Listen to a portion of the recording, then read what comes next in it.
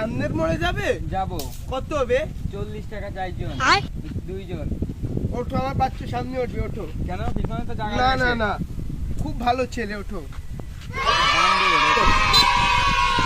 আরে তোমরা বাবু, এটা কি বটে? অরেঞ্জ বটে। বাইগান। এটা পরে। এটা কি বটে? মিটার বটে। আর তাহলে এটা কি বটে? হ্যান্ডেল বটে।